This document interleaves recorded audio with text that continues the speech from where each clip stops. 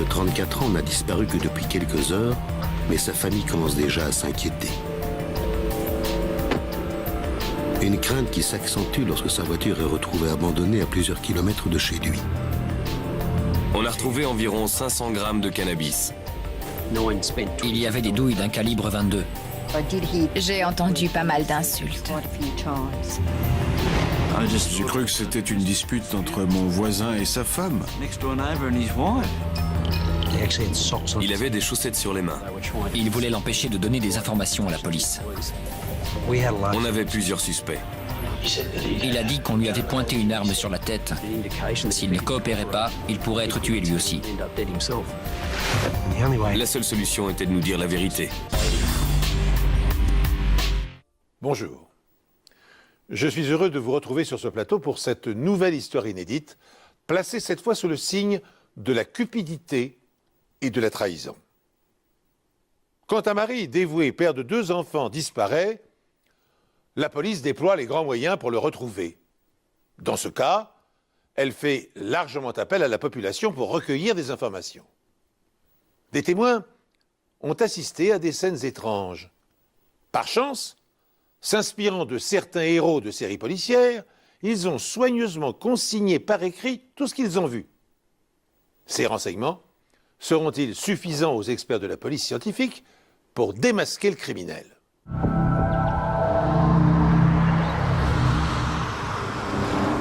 La femme de Danny Wosley a signalé la disparition de son mari le mardi. C'était le père d'une famille très soudée et ses proches étaient très inquiets pour lui.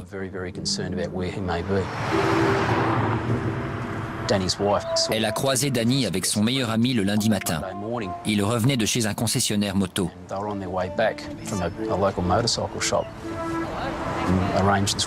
Elle a demandé à Danny d'aller chercher l'un de leurs enfants chez son père en fin de journée. Danny avait discuté avec sa femme et il était convenu qu'il aille chercher son fils le soir. Et le fait qu'il n'y soit pas allé était vraiment inhabituel. C'est ça qui prouvait qu'il n'avait pas simplement décidé de passer la soirée dehors, mais bien qu'il avait disparu.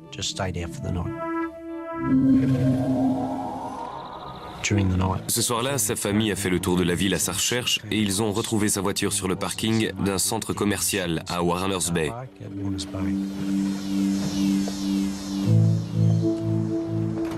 Alors que la police sécurise la zone autour de la voiture de Danny Wosley, elle découvre un autre véhicule appartenant à un homme dont la disparition a été signalée le même jour. On savait que Mark Banks était censé passer en jugement le mercredi suivant sa disparition.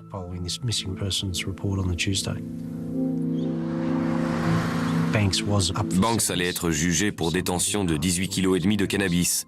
Et d'après sa famille, il avait la ferme intention de se rendre au tribunal. Il avait un associé avec un jeune enfant et on savait qu'il s'inquiétait pour lui et que c'est pour ça qu'il voulait se retirer du milieu de la drogue. Il savait qu'il pouvait aller en prison un certain temps à cause de son implication, mais il voulait s'en sortir et se racheter une conduite. Après avoir trouvé les voitures sur le parking de Warners Bay, on a lancé des recherches dans les environs. On a interrogé un grand nombre de commerçants et visionné les vidéos des caméras de surveillance pour nous permettre de suivre leurs derniers déplacements. Au moment de leur disparition, il n'y avait aucun lien entre ces 2 hommes. Mais personne ne se souvient des 2 hommes et aucun d'entre eux n'apparaît sur les caméras de surveillance. Les vidéos de surveillance ne montrent pas le parking et on n'avait donc aucun moyen de savoir ce que Banks et Wosley avaient fait. Les enquêteurs pensent que les voitures pourraient leur fournir des indices.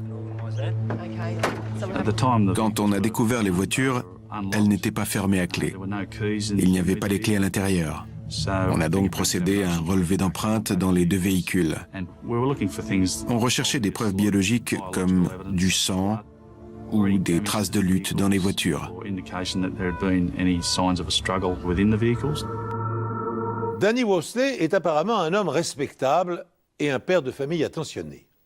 La police n'a donc pas de raison d'associer sa disparition à celle de Mark Banks, qui, lui, est un trafiquant de drogue notoire. Une coïncidence intrigue cependant les enquêteurs. Comment se fait-il que les voitures des deux hommes aient été retrouvées côte à côte sur un parking. Ne trouvant pas de traces de sang à l'intérieur comme à l'extérieur des véhicules, les experts médico-légaux décident d'approfondir leurs recherches d'indices et ils font bientôt une découverte intéressante. Dans une pochette plastique glissée sous le siège conducteur, il y avait une grosse somme d'argent, 3100 € en liquide. On a creusé un peu plus la question et on a appris par leur famille que Banks et Wosley travaillaient ensemble dans la distribution d'importantes quantités de cannabis dans la région de Newcastle. Étant donné la situation de Danny Wosley, une très bonne réputation, une famille aimante, de jeunes enfants, une jolie maison, pas de passé criminel, on s'est dit qu'il ne devait pas être dans ce milieu depuis très longtemps. Il venait probablement d'entrer dans le milieu, et si c'était le cas, il ne se méfiait peut-être pas assez des gros dealers.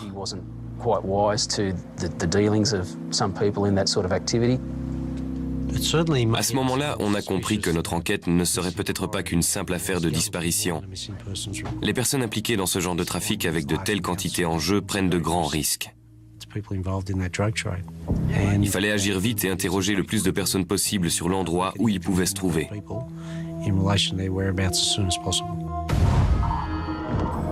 Mais en faisant cela, la police risque de provoquer les trafiquants.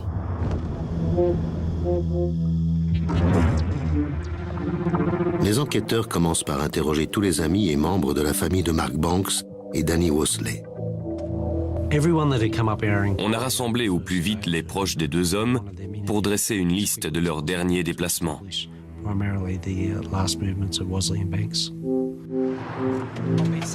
L'un d'entre eux est Kevin Naismith. Il se trouvait avec Danny le jour de sa disparition et sa déposition était plus importante.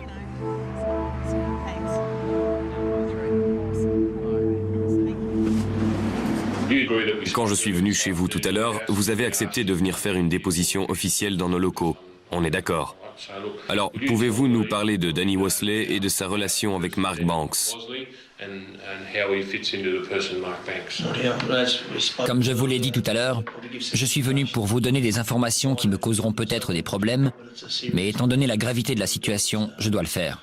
Je connais Danny Wosley depuis l'âge de 5 ans. C'est mon meilleur ami depuis 25 ans. On a toujours été comme des frères, tous les deux.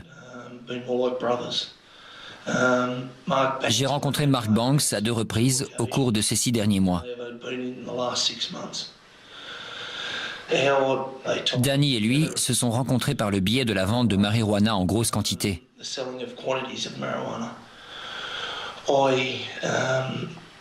J'ai commencé à vendre de la marijuana avant Noël, c'est-à-dire en décembre 98. Danny m'a dit que je pouvais gagner beaucoup d'argent, alors on l'a fait. Tout ce que je pensais passait par Danny Wosley. Il prenait mon argent et travaillait directement avec Mark Banks.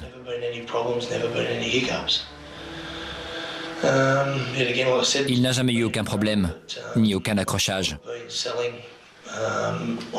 Je sais que ça peut m'apporter des problèmes, mais je vends environ 1 kilo de marijuana chaque semaine. Étant donné la quantité de drogue en jeu, ce n'étaient pas des petits dealers. C'était des intermédiaires. Ce sont eux qui fournissent les dealers dans la rue.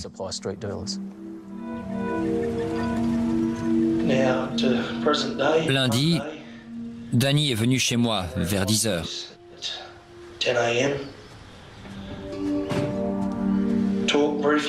On a parlé de choses et d'autres. Kevin nous a dit qu'il s'était vu ce jour-là, mais que Danny l'avait quitté aux alentours de midi pour aller faire une transaction avec Mark Banks. J'ai donné à Danny 7 500 € en liquide pour qu'il me prenne 1,5 kg. Et il m'a répondu qu'il reviendrait me voir dans l'après-midi ou dans la soirée.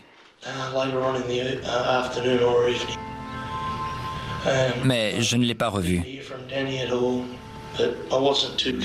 J'étais pas trop inquiet parce que Danny est comme moi. Il n'est pas très fiable à ce niveau-là. Je ne me suis pas inquiété jusqu'à ce que sa femme m'appelle vers 23 heures.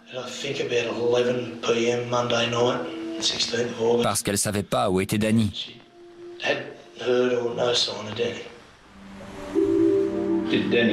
Danny vous a dit où avait lieu son rendez-vous? Non, Aucune idée. non. Danny avait l'air inquiet de sortir avec cette somme d'argent sur lui? Oui, Il s'apprêtait à faire une grosse transaction? oui. Qu'est-ce qui lui est arrivé à votre avis? Je sais pas. Je sais pas. J'espère qu'ils n'ont pas fait de bêtises, qu'ils sont juste partis sur un coup de tête pour quelques jours et qu'ils vont revenir d'un moment à l'autre. Mais je sais que c'est un milieu dangereux.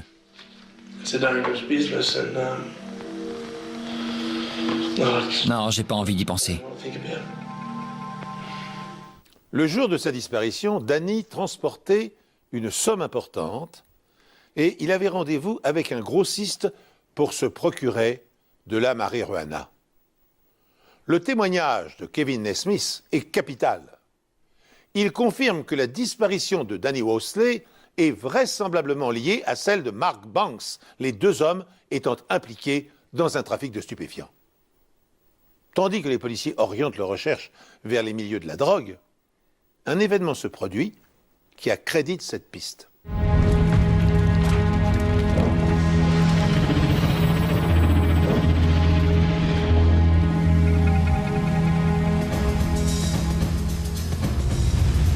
Deux jours après la disparition des deux hommes, un incendie s'est déclaré dans le garage d'une résidence de Charlestown. Et ce garage appartenait à Kevin Naismith. Quand la police est arrivée sur les lieux, Kevin Naismith a montré un message sur lequel il était écrit « Méfie-toi, tu es le prochain ».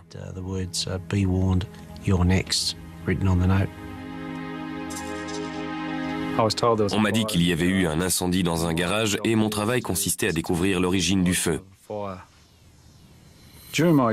Pendant mon enquête, Kevin Naismith est arrivé sur les lieux et on a eu une petite conversation.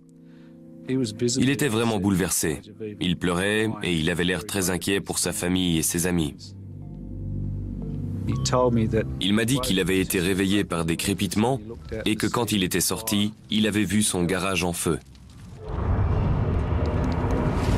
Le garage était constitué d'une partie principale qui pouvait contenir deux voitures côte à côte. Et à l'arrière, il y avait une salle où étaient entreposés des jouets et un débarras. Dans l'embrasure de la porte entre la partie principale et l'aire de jeu, j'ai repéré une couverture sur le sol en déplaçant les morceaux de plâtre qui se trouvaient dessus. Cette couverture sentait l'essence et elle avait été roulée sur toute la longueur, probablement pour en faire une mèche et conduire le feu d'un endroit à un autre. À différents endroits, le béton était complètement effrité. C'est un phénomène qui est dû au réchauffement très rapide de la moisissure à l'intérieur du béton, ce qui laisse supposer qu'un accélérant a été répandu à différents endroits dans le garage. La présence de 3 bidons d'essence de 5 litres confirme la première intuition des experts. Il s'agit d'un incendie criminel. Notre première intuition a été qu'il y avait d'autres personnes impliquées dans la disparition de Danny Worsley et de Mark Banks, et que ces personnes menaçaient Kevin Naismith pour qu'il arrête de donner des informations à la police en lui disant qu'il pourrait bien être le prochain sur leur liste. Cette succession d'événements laisse penser aux enquêteurs que les deux hommes portés disparus ont dû être exécutés par des parrains de la drogue. Kevin Naismith, le meilleur ami de l'un d'entre eux, a fourni des informations à la police. Et il a été aussitôt la cible de menaces et d'un incendie criminel. Une organisation mafieuse chercherait-elle à éliminer tous les témoins encore en vie? Le lendemain de l'incendie, Kevin Naismith nous a dit que Danny et Mark avaient rendez-vous avec d'autres hommes et qu'ils étaient peut-être responsables de leur disparition.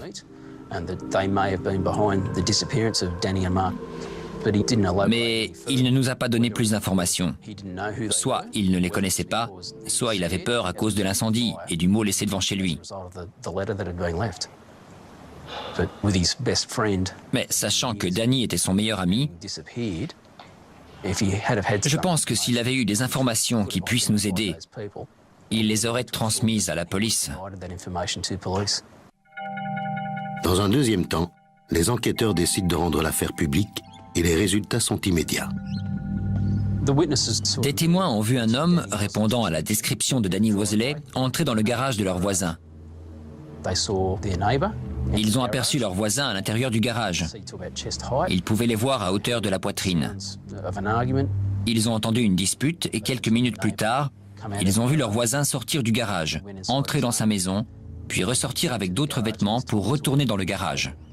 À ce moment-là, il était avec une autre personne qu'ils avaient déjà vue chez lui auparavant. On a mené une enquête auprès des autres habitants. À cette époque, j'étais chauffeur de taxi et je rentrais chez moi pour déjeuner. J'étais en train de manger dans ma voiture en attendant le client. Quand j'ai entendu des éclats de voix, c'était deux hommes qui avaient l'air très en colère. Le ton montait de plus en plus.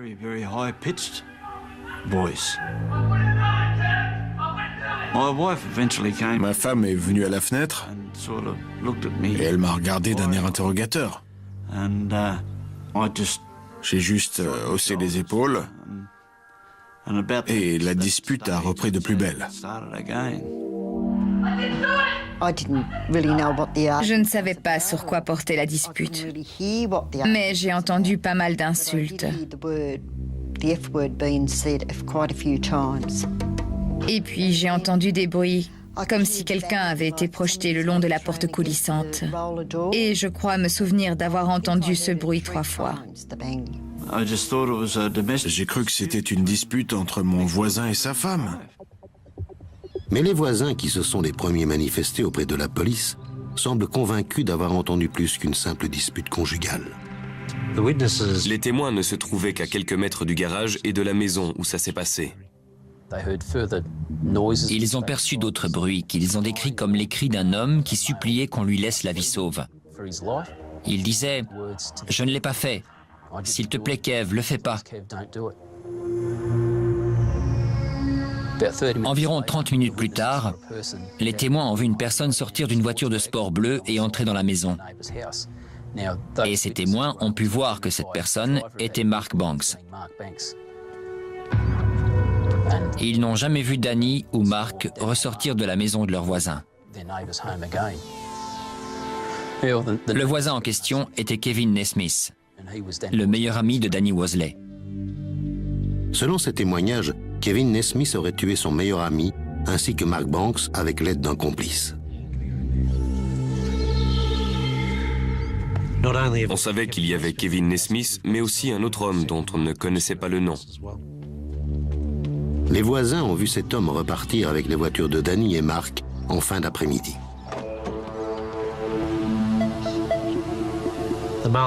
L'homme en question s'est absenté environ 15 minutes pour chaque voiture et ce qui a semblé bizarre aux témoins, c'est qu'il portait des vêtements différents à chaque fois. Une fois, il avait des chaussettes sur les mains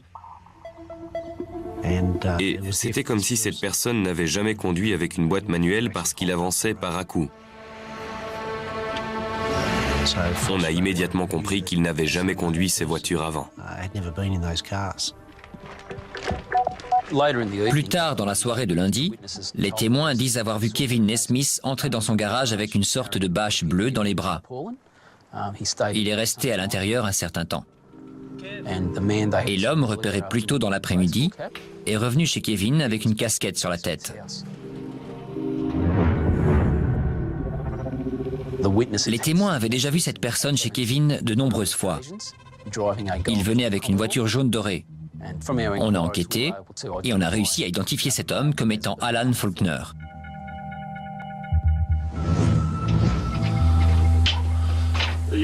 Êtes-vous Kevin Nesmith? Tout à fait. J'ai un mandat de perquisition m'autorisant à fouiller votre maison. Je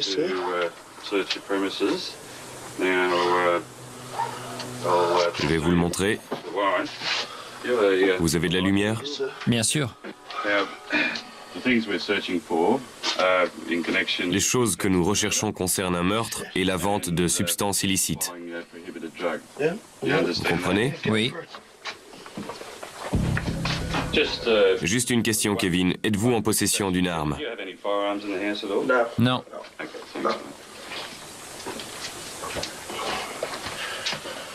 Au moment où la police pénètre chez Kevin Nesmith, Alan Faulkner reçoit la même visite. Inspecteur Dengate, vous pouvez venir? On m'a demandé d'enquêter sur Alan Faulkner. J'ai trouvé cette valise sous le lit avec des sachets remplis d'herbes.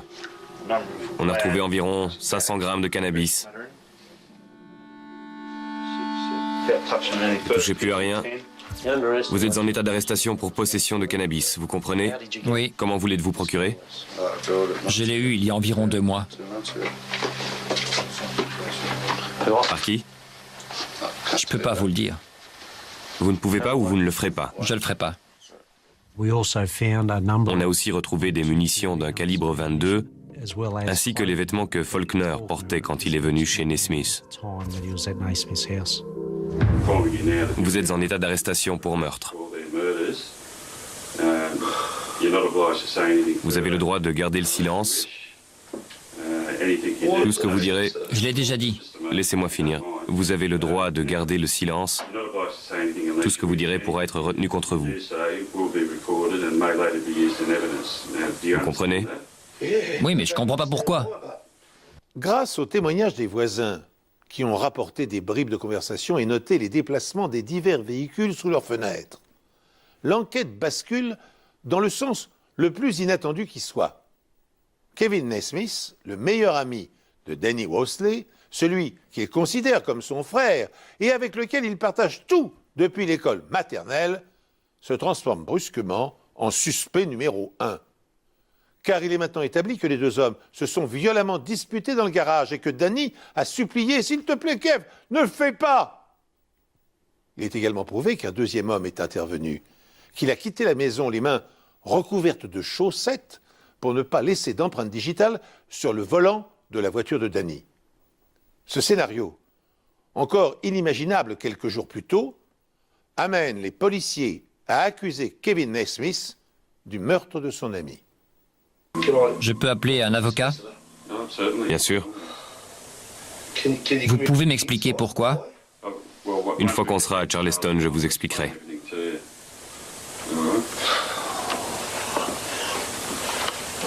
C'est une blague. Une amitié de 25 ans, ça veut rien dire pour vous? Kevin Nesmith disait être le meilleur ami de Danny et qu'il ne comprenait pas comment on pouvait l'accuser de l'avoir tué.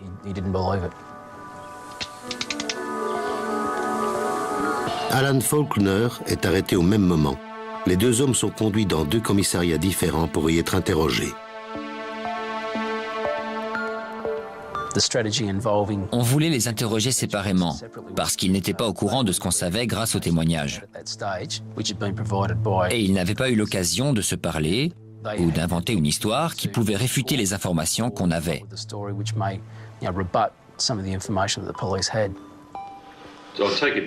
Je vais vous demander de me parler du lundi 16 août. Vous avez vu Alan Faulkner ce jour-là? Oui, après... Mais non, je ne l'ai pas vu lundi, mais mardi. Je suis allé chez Kevin ce jour-là. Il devait être entre 15h et 15h30 quand je suis arrivé chez lui. Je suis resté 10 ou 15 minutes et je suis reparti.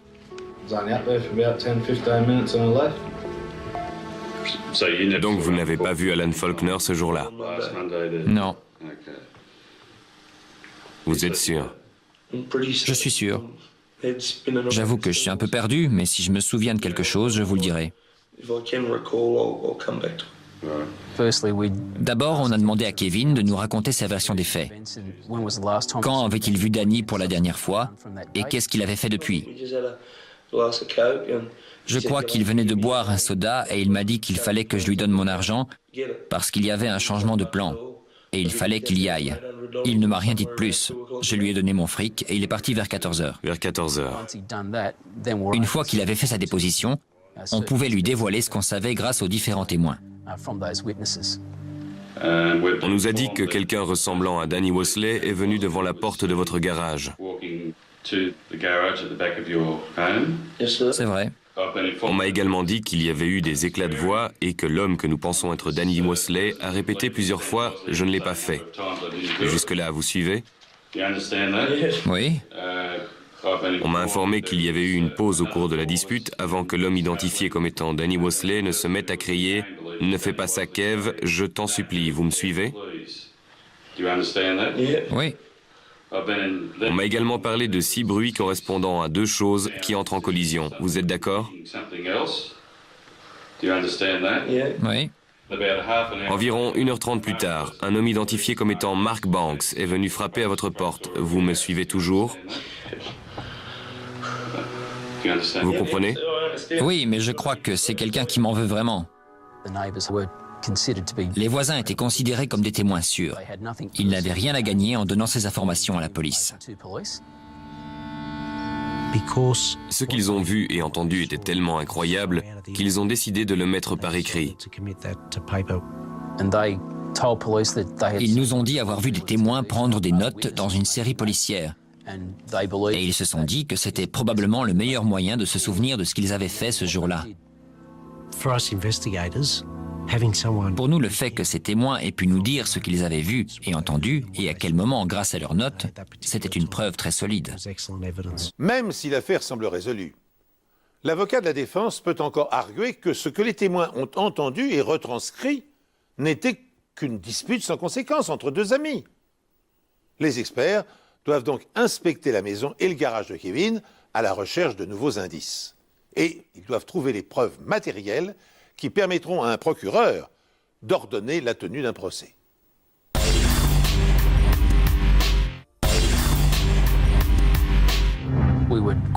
On était persuadés que Danny Mosley avait été tué dans le garage. Nos recherches se sont donc concentrées sur les preuves scientifiques permettant d'affirmer que Danny Mosley avait bien été tué dans ce garage. 2 douilles d'un calibre 22 ont été retrouvées dans le garage. L'une était dans l'entrée et l'autre sur le sol vers le fond du garage. On a ensuite identifié 5 petits trous dans le mur d'aggloméré du garage. Derrière ce mur, il y avait un arbre, duquel on a extrait une balle. La taille et la forme de la balle correspondaient aux douilles d'un calibre 22 découvertes dans le garage. Il y a un coffre sur l'étagère du haut. Dans la chambre, il y avait un coffre qui n'était pas fermé à clé et qui contenait 2 balles. L'une avait été utilisée et l'autre non. On dirait un étui de 5 cartouches de calibre 22. C'était très important pour l'enquête, parce que Kevin Nesmith avait dit à la police qu'il n'avait pas d'arme à feu. Il y avait donc une incohérence. Pourquoi avait-il des balles s'il n'avait pas d'arme? Il y avait un sac plastique bleu au fond du salon. Et quand on a déplacé le sac, on a découvert une goutte rouge sur les carreaux en ardoise. Et ça ressemblait à du sang. On a fait venir un camion de la police scientifique devant chez Kevin Nesmith pour avoir un laboratoire sur place. À chaque fois qu'on trouvait une preuve, elle était immédiatement analysée. Plus tard, on a pu découvrir que le sang appartenait à Mark Banks. À ce stade de l'enquête, tout porte à croire que Mark Banks et Danny Mosley ont été tués par balle. L'étape suivante consiste donc à retrouver les corps, mais face à la réticence de Nesmith, Ce sont que des mensonges. Des mensonges, c'est du n'importe quoi. la police fait pression sur Alan Faulkner. Une personne correspondant à votre description a été vue au volant de cette voiture sur 8 Burn Close. Qu'est-ce que vous pouvez nous dire là-dessus? Il doit y avoir beaucoup de gens qui me ressemblent dans le coin parce que c'était pas moi. Or, le soir où la famille de Danny a retrouvé sa voiture abandonnée sur le parking, les voisins de Naismith ont affirmé l'avoir vu entrer dans son garage avec une bâche en compagnie d'Alan Faulkner. Cette information, qui s'ajoute à la découverte de cartouches et d'une trace de sang appartenant à Mark Banks, confirme la thèse de la conjuration. Naismith et Faulkner ont bien attiré Wolseley et Banks dans un piège dans le but de les éliminer. Une personne correspondant à votre description a été vue ce soir-là vers 21h devant le garage de Kevin Naismith. Qu'est-ce que vous avez à dire? J'étais à la maison avec ma femme. Comment? J'étais chez moi. Vous êtes sûr? Vous niez les faits? Oui. Cette personne a été vue en train de traîner une bâche dans le garage avant que la porte ne se referme derrière elle. Est-ce que c'était vous? Non, Donc, vous n'étiez pas là-bas ce soir-là? absolument pas. Plus tard dans la soirée, les voisins voient un 4x4 équipé d'une remorque reculer devant la porte de garage. Le lendemain, le 4x4 ainsi que Kevin Naismith ne sont plus là. Kevin est contraint de se justifier auprès de la police. Kevin nous a dit qu'il était allé à Williamtown avec Faulkner pour travailler dans une carrière de sable et qu'ils étaient restés là-bas la journée de mardi pour revenir le soir. Qui est votre employeur?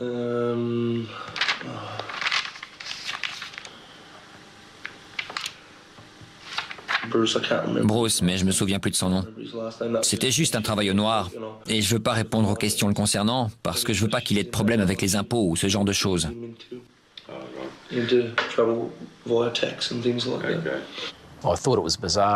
J'ai trouvé ça bizarre qu'un homme accusé d'un double meurtre refuse de donner le nom de son employeur.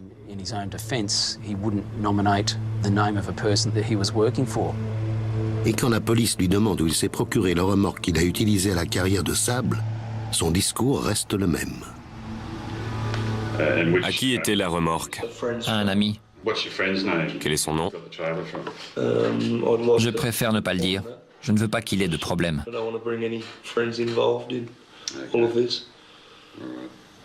Pendant l'interrogatoire, on nous a dit qu'un avocat s'était présenté au commissariat et qu'il voulait parler à Kevin. L'interrogatoire a donc été suspendu pour que Kevin puisse bénéficier de ses conseils. Vous voulez faire une déclaration écrite? Sur cette preuve? Oui. Non. Et à partir de ce moment, il n'a plus voulu continuer.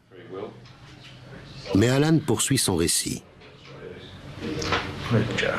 Et il est prêt à montrer à la police où Kevin et lui ont travaillé ce jour-là. Vous savez que vous n'êtes pas obligé. Vous êtes prêt à le faire? Je ne me souviens plus de l'endroit exact, mais je peux vous le situer à peu près.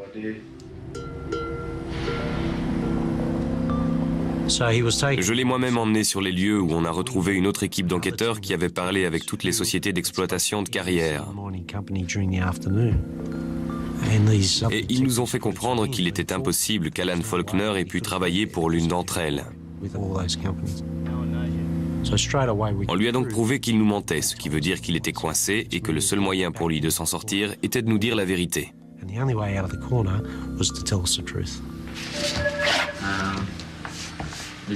On est allé chez lui et il m'a demandé de conduire les voitures quelque part. Vous lui avez demandé pourquoi? Je lui ai demandé ce qu'il y avait et il m'a dit qu'il s'était passé quelque chose et qu'il fallait éloigner les voitures quelque temps. Des gars l'avaient arnaqué et il s'était vengé. Qu'est-ce que vous avez dit? J'ai dit d'accord. Et vous lui avez demandé ce qui était arrivé à ces hommes? J'ai pas posé de questions. J'ai fait ce qu'il m'avait demandé de faire pour être débarrassé. Dites-moi exactement ce qui s'est passé avec la bâche.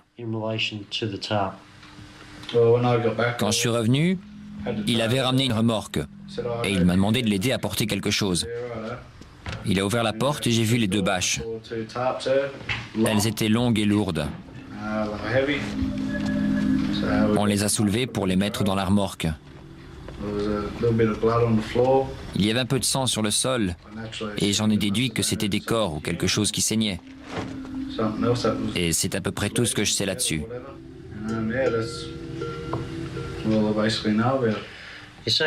En voyant la taille, vous en avez déduit qu'il y avait des corps dans les bâches?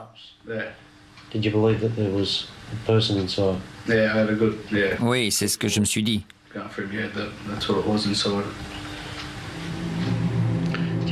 Vous savez où sont ces corps maintenant? Non. Si vous le saviez, vous le diriez à la police? Oui. À la fin de l'interrogatoire, Alan Faulkner a été inculpé de complicité pour les meurtres de Banks et de Wosley ainsi que pour différents trafics de drogue. Sa demande de liberté sous caution a été refusée et il a été appelé à comparaître devant la cour de Newcastle le lendemain. Le peu de bonne conscience qui reste à Faulkner, ou plus vraisemblablement sa peur d'être condamné à une lourde peine de prison, le pousse à avouer aux enquêteurs où les corps de Wosley et de Banks ont été enterrés. Stockton Beach est une étendue de sable de près de 20 km de long avec des dunes qui peuvent atteindre les 50 mètres de haut dans certains coins isolés. Quand on est arrivé sur place, Alan Faulkner nous a indiqué un endroit au pied d'une grande dune. Au premier coup d'œil, l'endroit n'avait rien d'extraordinaire. Il y avait une capsule de bière, un mégot de cigarette et ce qui semblait être un morceau de bois brûlé. C'était comme si quelqu'un avait fait un feu de camp. Mais ce n'est pas un feu de camp ordinaire. D'après ce que Faulkner dévoile à l'inspecteur Dengate, c'est aussi un cimetière. Vous avez dit, il est venu me chercher pour aller à Stockton Beach, où on s'est garé derrière une dune. On a creusé un trou assez grand pour y mettre 2 corps. Une fois le trou creusé, on a mis les 2 bâches dedans. Jusqu'ici, vous êtes d'accord? Ils ont enterré les 2 corps le mardi matin avant de les recouvrir avec du sable. Je suis resté sur la plage avec mon quad. Il est revenu plus tard dans la soirée avec du bois et de l'essence. C'est bien ce que vous avez dit? Oui.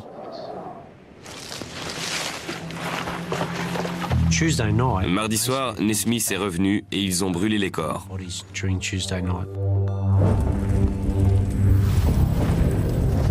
Les 2 hommes rentrent chez eux et Nesmith est interrogé par la police au sujet de la disparition de son ami. Mercredi soir, ils y sont retournés et ont découvert que l'un des 2 corps n'était pas entièrement brûlé. Les corps n'étaient pas entièrement brûlés, alors il les a soulevés pour que je mette du bois en dessous. Ils ont donc été obligés de déterrer les corps et de les brûler de nouveau pendant la nuit.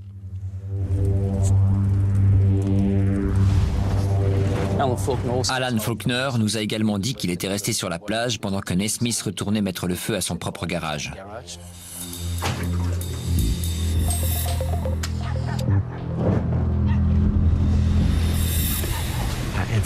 D'après Faulkner, il a fait ça dans l'unique but de s'innocenter auprès de la police. Et il a écrit le mot lui-même pour faire croire qu'il y avait d'autres personnes impliquées dans la disparition de Wosley et Banks.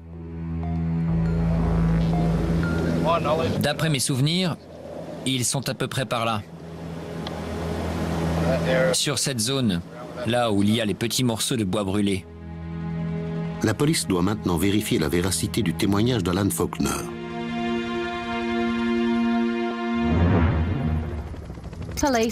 Hier, la police a découvert une tombe dans les dunes de sable de Stockton, déterrant un corps sérieusement brûlé et les restes d'un second. On a commencé à creuser et on a découvert un morceau de bâche bleue. En l'examinant, on a retrouvé un morceau de cage thoracique et un reste de crâne avec quelques cheveux dessus.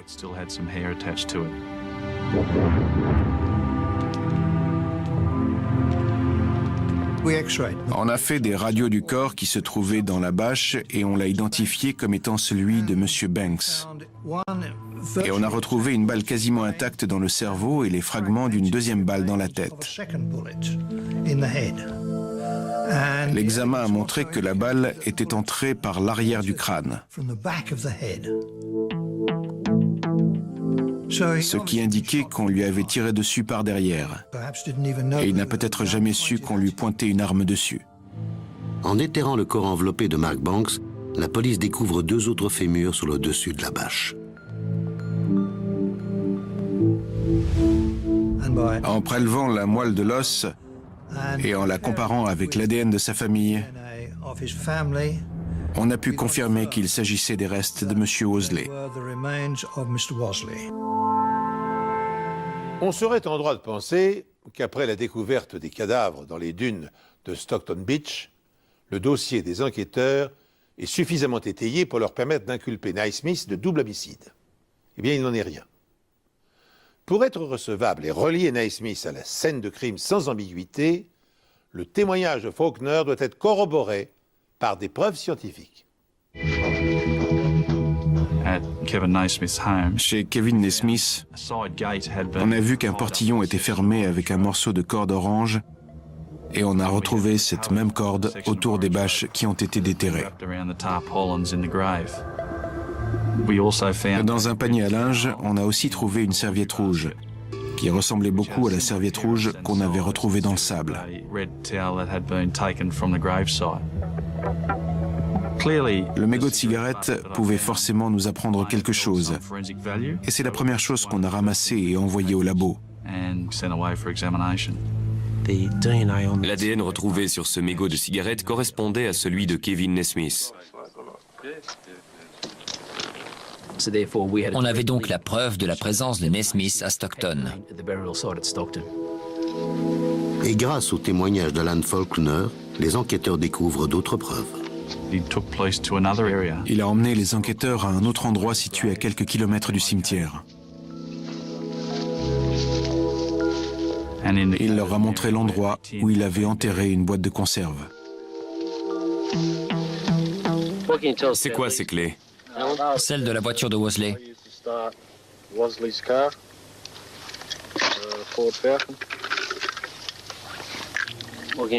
Celle-ci? Celle de la voiture de Banks. Mark Banks et Danny Wosley, tous deux âgés d'une trentaine d'années, ont été assassinés au mois d'août dernier. Leurs corps calcinés ont été exhumés des dunes de Stockton. Mark Banks a reçu une balle dans la tête. La cause officielle de la mort de Danny Wosley reste inconnue. Aujourd'hui, le procureur général Wayne Creasy a déclaré à la Cour suprême de Newcastle que Kevin Naismith avait tué les deux hommes parce qu'il pensait qu'il l'avait escroqué dans un trafic de drogue. L'accusation présentera un témoin qui a entendu Kevin Naismith dire qu'il s'était fait escroquer à Sydney et qu'il comptait bien se venger des personnes responsables. D'après Faulkner, Naismith avait l'intention de régler ses comptes avec ceux qui lui avaient volé de l'argent.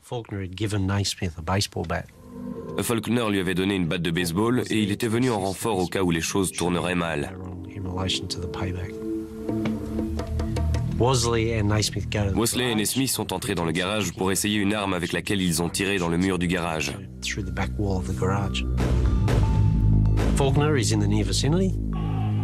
Faulkner est de l'autre côté et il entend Naismith frapper Wosley avec la batte de baseball. Et peu de temps après, Banks arrive sur les lieux. Il entre dans la maison par la porte de devant.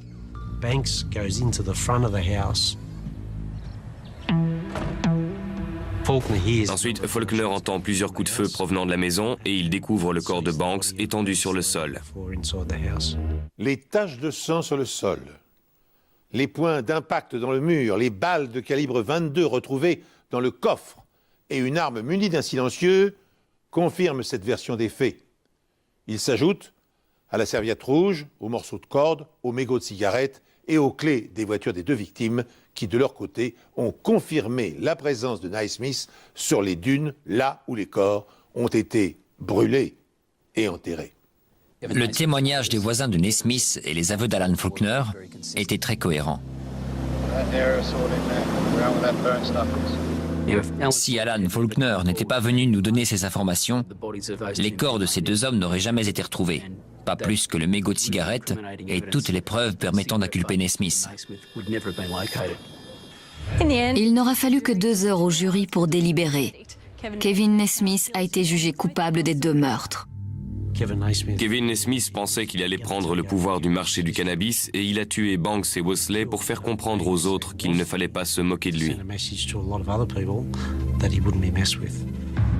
Le juge Justin Dunford a condamné Naismith à 33 ans de prison avec une peine de sûreté de 25 ans.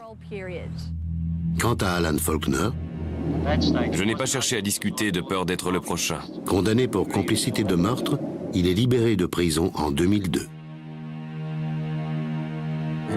Et il a lui-même été tué quelques mois après sa sortie.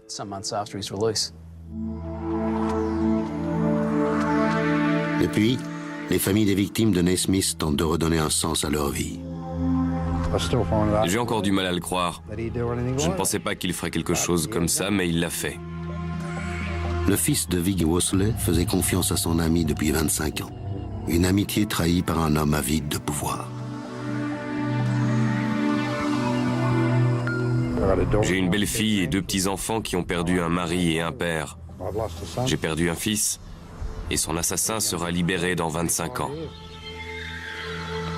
J'espère qu'ils n'ont pas fait de bêtises et qu'ils sont juste partis sur un coup de tête pour quelques jours et qu'ils vont revenir d'un moment à l'autre. Mais je sais que c'est un milieu dangereux.